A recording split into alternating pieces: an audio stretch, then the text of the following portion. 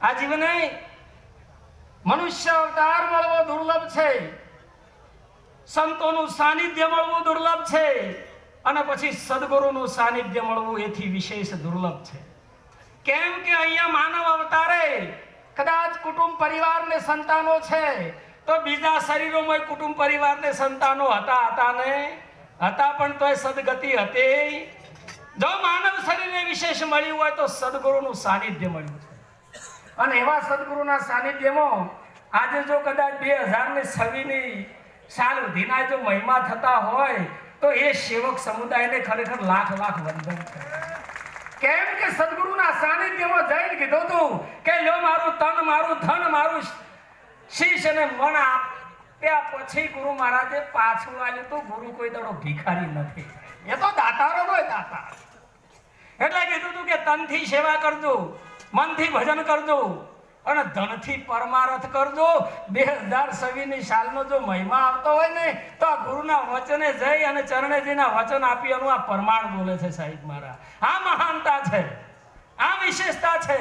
ત્યારે અહીંયા વારંવાર જનક રાજા વશિષ્ઠ ગુરુ મહારાજને કહે છે કે બાપુ મને હવે કંઈક આપું.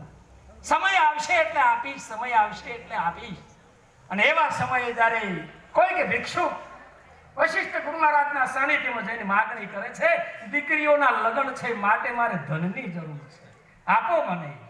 વશિષ્ઠ ગુરુ મહારાજ ચિઠ્ઠી લખી અને ભિક્ષુકને કહે છે કે જા જનકના દરબારમાં તારે જોઈએ એટલું ધન મળશે.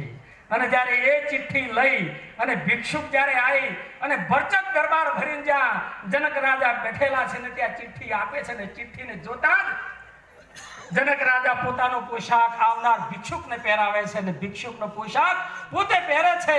પણ જ્યારે મુગુટ આપવાની તૈયારી કરે છે ત્યારે સભા અને પ્રધાનજી આડા ઉભા છે. મહારાજ સબૂર કરો, આ એલા ભિક્ષુકની ચિઠ્ઠીમાં એવું કહ્યું તે કામણ લખેલું છે કે તમે આવનાર ભિક્ષુકને તમારા કપડાં પહેરાવો છો અને એનો તમે પહેરો છો અને છેલ્લે તમે મુગુટ આપો છો. લાગે છે કે તમે જનકપુરી પણ આપી દેશો એમ.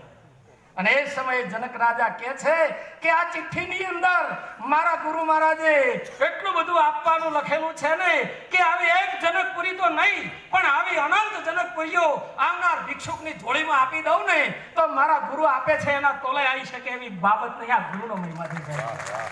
આ ગુરુની વિશેષતા છે સાહેબ મારા.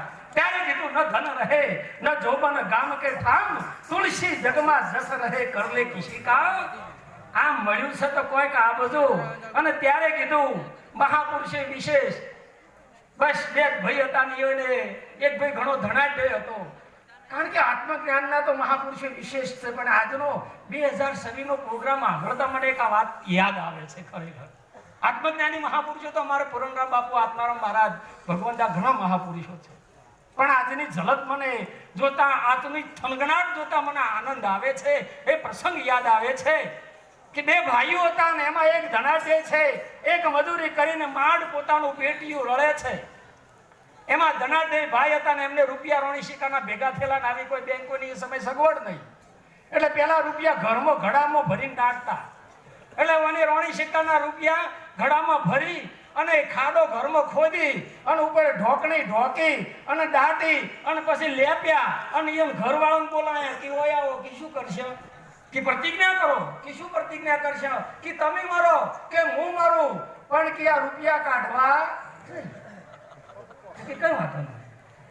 પેલા જે મજૂરી કરીને પેટીઓ રળે છે ભાઈ ઘેર આયા અને ઘેર આયા એટલે એના ઘરવાળાએ કીધું કે મોટા ભાઈ ભાભીએ રોણી સિક્કાના રૂપિયા દાટ્યા છે કે આપણે દાટશું. પણ કે ચોથી લાવશો કે લાવું નહીં તો કે ફૂટેલા માટલાના ગોળ ગોળ સિક્કા કર્યા. અમારે ઉત્તર ગુજરાતની ભાષામાં એને કુકા કહેવાય. અમારી ભાષામાં એટલે એને કુકા ગોળ ગોળ કુકા સિક્કા ભેગા કર્યા, ઘડામાં ભર્યા, ખાડો ખોદ્યો અને ખાડો ખોદી અને એ સમયે દાટી ઢોકણી ઢોકી અને ઉપર લેપ્યું અને પછી કે અહીંયા આવો હવે આપણે પ્રતિજ્ઞા કરા કે શું કરશે કે તમે મરો કે હું મરું પણ કે આ રૂપિયા ના કાઢવા. પણ કે આ તો કુકા છે કે મરે કોમમાં ના આવે તો એ કુકા શ્રી કૃષ્ણ કનૈયા.